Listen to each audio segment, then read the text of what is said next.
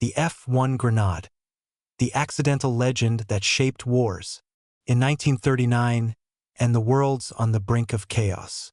World War II is looming, and in the Soviet Union, engineers and military brass are scrambling to gear up for what's coming.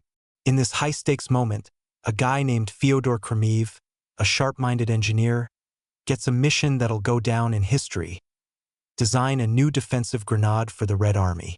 Time's tight, resources are scarce, and the pressure's on.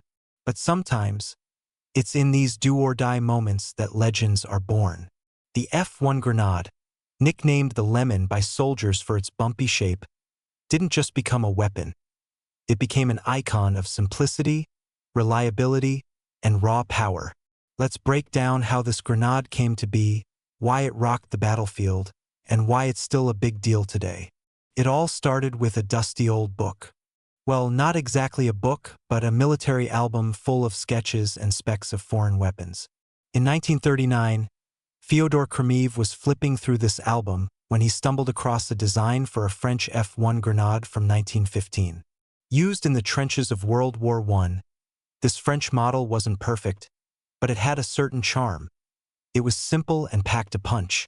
Kremiev saw potential and decided to use it as a blueprint for a Soviet version that could stand up to the demands of modern warfare. But Kremiev wasn't about to just copy and paste.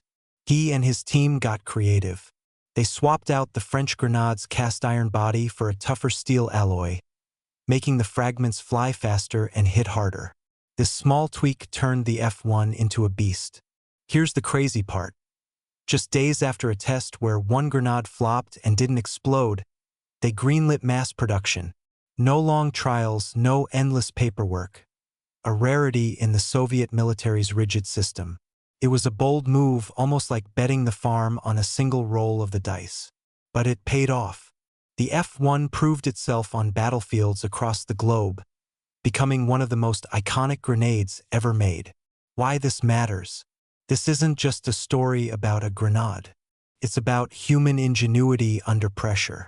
In a time when the Soviet Union was stretched thin, Kremiev's team pulled off a miracle with limited resources.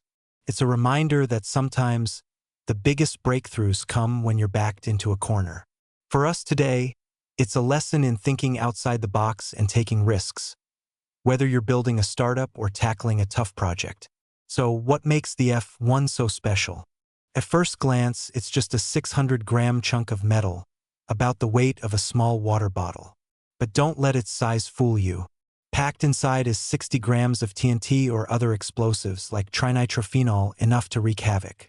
The real star of the show is the UZ-RGM fuse, a rock-solid mechanism that's practically foolproof. Here's how it works. Pull the pin and a striker ignites a delay fuse. You've got 3.2 to 4.2 seconds to toss it and duck for cover before, boom. That short delay is a lifesaver, giving soldiers just enough time to stay safe while the grenade does its job. The body's rib design was meant to create up to 300 fragments on explosion, though later tests showed the ribs didn't matter as much as thought. Did they redesign it? Nope. It worked like a charm, so why mess with perfection? The human factor. The F-1 isn't just about tech specs, it's about the people who used it. Imagine being a young soldier in the heat of battle, heart pounding, holding this grenade. Throwing it sounds simple, but it's a mental hurdle. Stories from the front lines tell of rookies tossing the pin and clutching the grenade, or freezing up after pulling the pin, waiting for the inevitable. That's why the Red Army drilled grenade throwing into muscle memory. Hours of practice ensured soldiers could act without overthinking, saving lives in the chaos of war. This human element is what makes the F-1 stand out. Its dead simple design meant even green recruits could use it effectively. In a world where split seconds decide life or death, that's a game changer. The F-1 isn't just a tool. It's a warrior's companion that's seen it all. Its effective range is about 50 meters, but the real danger zone is 7 to 10 meters, where fragments flying at 720 meters per second can pierce clothing, light cover, and even thin walls. In confined spaces like bunkers or rooms, it's a nightmare. Fragments ricochet, amplifying the chaos. Even if you dodge the shrapnel, the shockwave can leave you dazed or worse. But soldiers got creative with the F-1. In desperate moments, they'd bundle several together and hurl them at tank tracks, hoping to slow the enemy down. It wasn't always effective, but it showed their resourcefulness. Another trick: turning the F-1 into a booby trap. By tweaking the fuse to remove the delay, soldiers created instant detonation surprises for unsuspecting enemies. These traps were deadly in ambushes or defensive setups. Moments that made history. The F-1 has been part of countless pivotal moments. During World War II, when TNT was scarce, some grenades were loaded with black powder, sacrificing power but keeping the fight alive. In later conflicts like Afghanistan and Chechnya, the F-1 was a go-to for clearing rooms. Even today, reports from modern battlefields show fighters modifying F-1s for new purposes, adding extra charges or turning them into makeshift bombs. Each grenade carries a story of bravery, desperation, and survival. To understand the F-1's staying power, let's talk money. War isn't just about fighting, it's about logistics, production, and budgets. In the 1930s, the Soviet Union was pouring resources into industrialization, but materials were tight. Creating a weapon that was cheap, easy to make, and effective was a tall order. The F-1 nailed it. Its steel body was made from readily available materials, and the universal UZ-RGM fuse worked with other grenades like the RGD-5 and RG-42, streamlining production and training. Plus, the body could be reloaded, saving precious resources in wartime. The numbers game. Fast forward to 2025, and the F-1 is still a budget-friendly powerhouse. Open-source data suggests producing one F-1 costs just a few bucks, compared to modern grenades that can run tens or hundreds of dollars. For cash-strapped militaries or groups in conflict zones, this is a no-brainer. The F-1's versatility also shines in logistics. That universal fuse means you can stockpile one type for multiple grenades, simplifying supply chains. In war, where supply lines can make or break a campaign, that's huge. From an economic angle, the F-1 is a case study in doing more with less. It's like the Toyota Corolla of weapons. Not flashy, but it gets the job done, and you can count on it forever. Hollywood loves the F-1, but it's gotten some things wrong. Ever see a hero yank the pin out with their teeth? Don't try that at home. It's a one-way ticket to the dentist. The pin takes serious force to pull. Another myth: the F-1 is black. Nope, combat versions are green. Black ones are for training. And forget those movie scenes where an explosion sends people flying. A real F-1 blast is quick, sharp, and deadly, but it's not a fireworks show. Then there's the nicknames.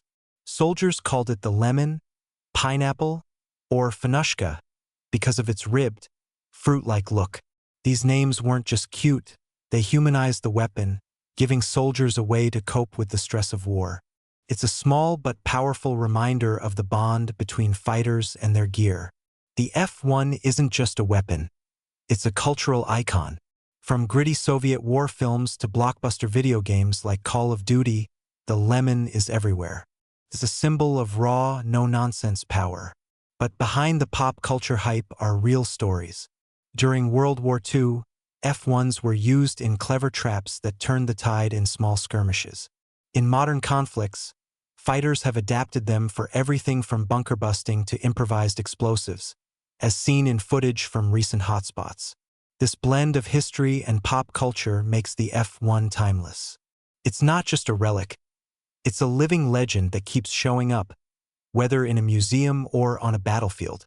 In a world of drones and AI-powered weapons, why is a nearly century-old grenade still in use? Simple, it works. The F-1 doesn't need fancy tech or constant maintenance.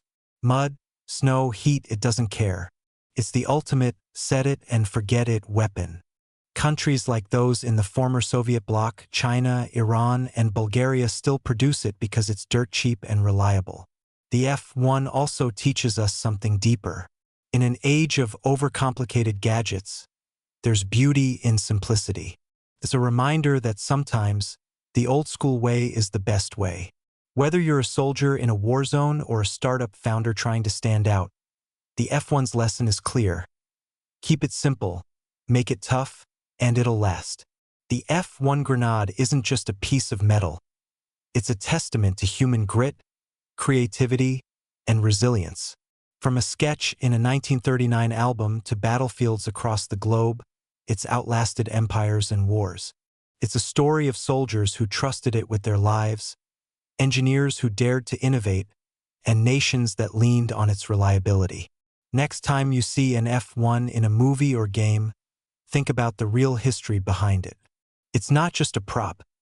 It's a piece of the past that's still shaping the future. And that's a story worth telling.